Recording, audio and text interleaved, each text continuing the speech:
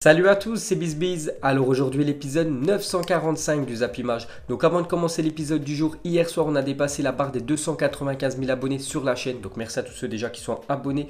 Et pour ceux qui ne le sont pas, n'hésitez pas à vous abonner. Mon objectif, ce serait d'essayer d'atteindre la barre des 300 000 abonnés avant 2020. Donc il reste 2 mois, on essaie de gagner 5 000 abonnés. Donc une petite info les gars. Et merci à tous ceux qui me suivent quotidiennement sur mes vidéos. Donc on commence les gars l'épisode du jour. Et on va parler du coefficient UEFA de la saison. Donc après 5 journées de Ligue des Champions ou 5 journées d'Europa League, on peut voir que le championnat français est très loin dans ce classement.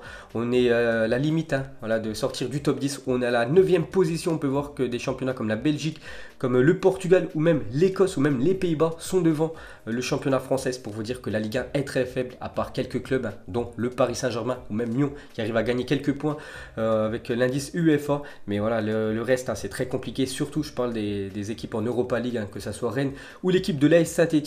Donc ça les gars, c'est le coefficient sur cette saison. J'essaierai de vous trouver le coefficient sur les 5 dernières saisons. C'est le plus important. J'essaierai de vous mettre ça demain dans la prochaine vidéo. Ensuite, on va parler du meilleur joueur de la semaine en Europa League. Donc hier, j'ai montré les 4 choix. Et c'est Munir, l'ancien Barcelonais, maintenant attaquant de l'équipe de Séville, qui est élu meilleur joueur de cette semaine en Europa League. Bon, après, son équipe s'est imposée 5-2 à l'extérieur. Donc Séville est qualifié. Et Munir, l'Espagnol, a marqué un triplé. Donc voilà, c'est lui le meilleur joueur cette semaine en Europa League. Cette fois-ci, le meilleur joueur de la Ligue des Champions, sans surprise, c'est Rodrigo. Donc Rodrigo est élu joueur de la semaine en Ligue des Champions. Donc face au Galatasaray, pour ceux qui ne se souviennent pas de ses stats. Donc 3 buts, une passe décisive. Donc les deux, c'est amplement mérité. Ensuite, on continue avec une autre stat sur la Ligue des Champions. C'est Marco Verratti qui est pour l'instant le meilleur passeur cette saison en LDC avec 93% de passes réussies. Donc il est devant Pjanic, Toni Kroos, Gundogan ou même Joshua Kimmich qui peut jouer un peu partout au Bayern Munich. Donc Marco Verratti, on sait qu'il a une qualité de passe exceptionnelle et il le démontre avec cette stat en Ligue des Champions. Ensuite, direction le championnat anglais et officiel. Jamie Vardy est élu joueur du mois d'octobre en Première Ligue. Donc félicitations à l'attaquant de Leicester qui a marqué beaucoup de buts. J'ai plus les stats en tête, mais je crois qu'il a plus de 5 buts sur le mois d'octobre avec son équipe de Leicester.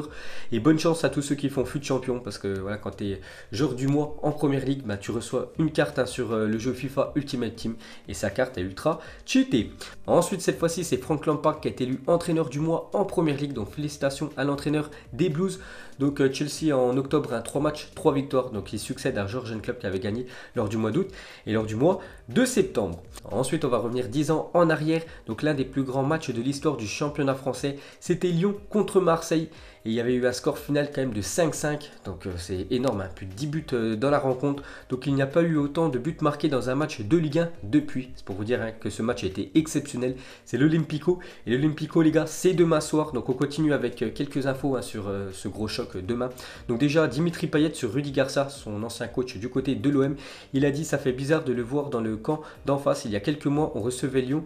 Et vu sa causerie sur les joueurs lyonnais, les supporters lyonnais, le président lyonnais, cela fait bizarre qu'il postule 3 mois après pour ce club-là. Donc voilà ce qu'a dit Dimitri Payet. Donc un petit pic quand même envers Rudi Garcia. Rudi Garcia, il y a quelques mois, affrontait l'équipe de Lyon. Donc il avait dû clasher, on peut dire, que ce soit Jean-Michel Aulas, que ce soit les supporters lyonnais ou même les joueurs lyonnais. Et maintenant, il est dans le camp adverse. Ensuite, cette fois-ci, déclaration de Garcia. Il a dit le match c'est OM-OL, ce n'est pas OM Garcia, je ne joue pas. Ce match, je l'aborde avec l'état d'esprit d'un entraîneur d'une équipe qui va beaucoup mieux et qui se prépare à jouer contre une très bonne équipe.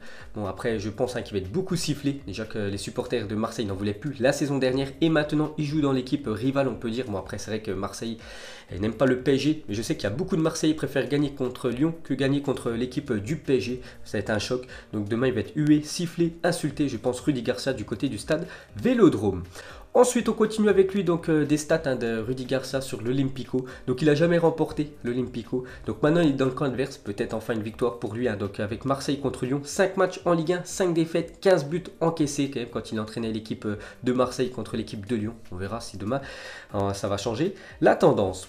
Ensuite, on peut voir qu'il y aura plus de 64 800 spectateurs qui sont attendus au stade Vélodrome dimanche. Cet Olympico s'annonce électrique et pour une fois, les gars, si on regarde le classement, l'équipe de Marseille est devant l'équipe de Lyon. C'est très rare parce que souvent les Olympicos, lors des dernières saisons, souvent Lyon était toujours devant l'équipe de Marseille. Cette fois-ci, ça a changé. Et demain, si Marseille gagne contre cette équipe de Lyon, il pourrait faire un gros bond au classement et être sur le podium.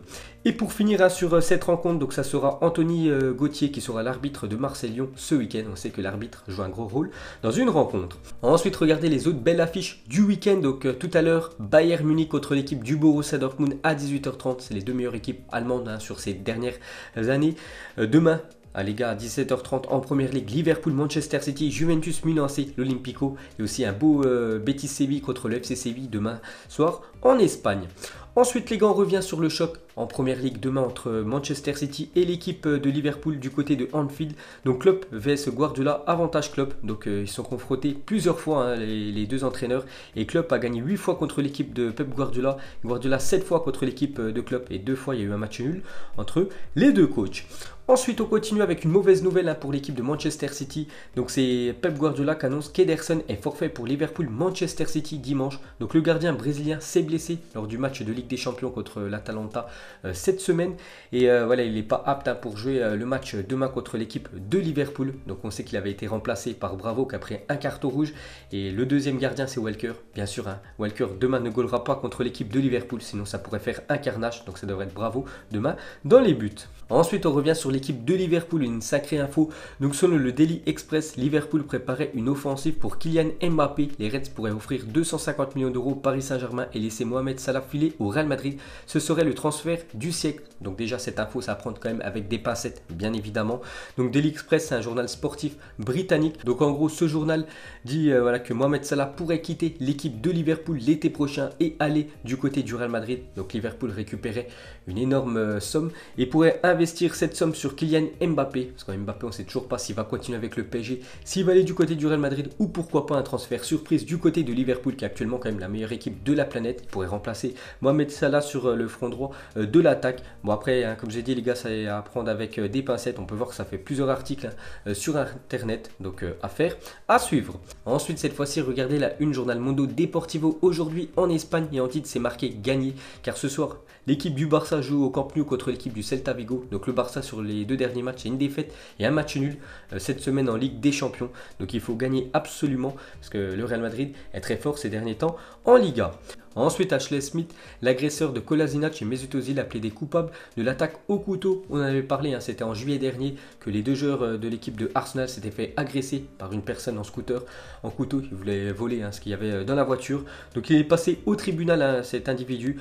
Donc on peut voir qu'il a pris quand même 10 ans de prison pour avoir agressé les deux joueurs du club de Arsenal. Et pour finir avec les Gunners, on va parler de Xhaka pourrait s'engager avec Newcastle en janvier, révèle le journal The Time en Angleterre. Donc lui il y a un mois c'était quand même le capitaine de l'équipe de Arsenal et depuis c'est la descente aux enfers on peut dire parce que lors de ce match contre Crystal Palace il y a 2 semaines il a pété un câble, il a insulté les supporters de Arsenal qui se foutaient de sa gueule parce qu'il avait fait un mauvais match. Donc depuis il a perdu le brassard une semaine après et maintenant on sait qu'il pourrait quitter l'équipe des Gunners pour aller du côté de Newcastle. Donc très moyen cette période pour le joueur suisse.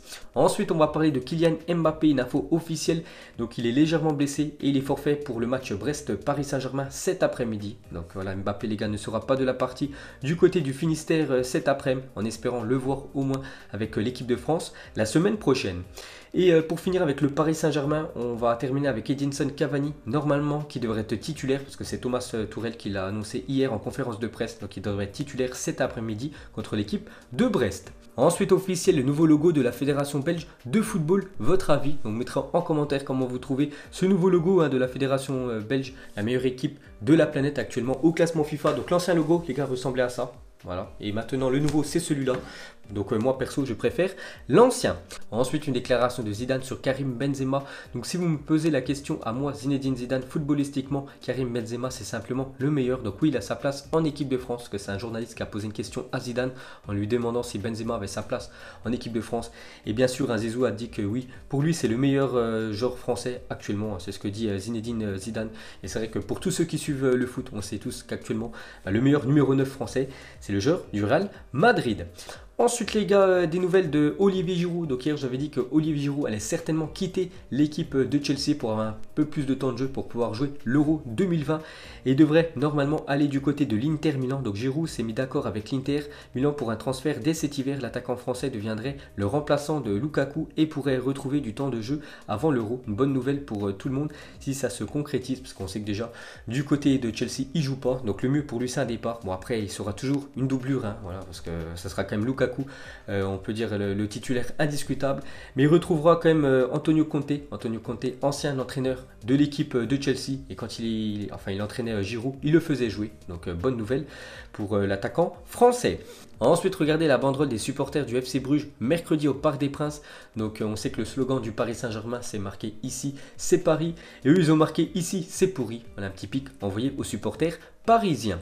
Ensuite, Lucas Ocampos sur son départ de l'Olympique de Marseille l'été dernier. Il a dit: au début de l'année, le club ne m'avait pas encore proposé de prolongation. Après toutes ces saisons, il connaissait mon intention de prolonger. Donc on peut voir, hein, que lui voulait prolonger avec l'équipe de Marseille. Marseille ne lui a rien proposé, c'est pour ça qu'il est parti en Espagne.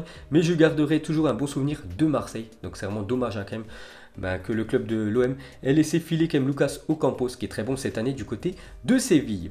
Ensuite, des nouvelles de Florian Thauvin, toujours blessé. N'oubliez pas qu'il s'est blessé lors d'un match de pré-saison. C'était un match amical avec l'équipe de Marseille. Et lors de cette nouvelle saison, il a encore joué aucune minute, hein, toujours blessé Florian Thauvin, en espérant qu'il revienne au moins avant la nouvelle année. Donc il y a une bonne nouvelle à nous annoncer, hein, donc il va devenir papa pour la première fois. Donc félicitations aux parents. Ensuite, félicitations aussi à Steven Mendoza, 27 ans, attaquant d'Amiens, sélectionné pour la première fois de sa carrière en équipe nationale de la Colombie. Donc félicitations à l'attaquant amiénois. Ensuite, Rodrigo avant-après. Donc Rodrigo, le joueur, hein, qui a marqué un triplé il y a quelques jours contre l'équipe du Galatasaray. Donc ancien joueur de Santos. On peut voir qu'à Santos, il y a aussi Neymar, hein, qui jouait dans ce club brésilien. Donc les deux avaient pris une photo il y a quasiment 10 ans. Et 10 ans plus tard, bon, un joue au PSG et l'autre, c'est un futur crack, hein, de l'équipe de Madrid. Ensuite, une déclaration de Zlatan Ibrahimovic à propos de Zidane. Donc ce n'est pas compliqué, quand Zidane débarquait sur un terrain, les 10 autres joueurs devenaient excellents. C'était magique, c'est un joueur hors pair. Il est plus que bon, il venait d'une autre planète. Je ne sais pas si on reverra des autres joueurs comme lui. Il a tout dit. Pour un coup que Zlatan Ibrahimovic ne envoie pas un pic ou clash pas un autre joueur. Cette fois-ci, il a beaucoup de respect envers Zinedine Zidane. Et pour lui, c'est le meilleur. Et pour finir ce Zap Image, on va terminer avec le match avancé de cette 12e journée de Premier League. C'est Watford qui se déplaçait du côté de Norwich et victoire de Watford 2-0. Donc la première de l'année. Donc on va terminer avec ce club de Watford, hein, pour finir cet épisode. Watford va demander à ses supporters de voter pour conserver l'actuel logo ou le changer pour un nouveau logo. Le probable nouveau logo a été choisi par les fans du club parmi plus de 4000 propositions. Donc c'est simple les gars, même si vous n'êtes pas supporter du club de Watford, enfin je pense, vous préférez le logo actuel ou le logo futur de l'équipe de Watford. Vous mettrez tout ça en commentaire. Donc moi j'ai une préférence pour le logo futur de Watford. Donc voilà les gars, la fin de ce Zap Image 945. Donc si ça vous a plu, un petit like et je vous ferai l'épisode 946 demain. Donc moi je vous laisse et je vous dis à la prochaine comme d'habitude. Ciao à tous.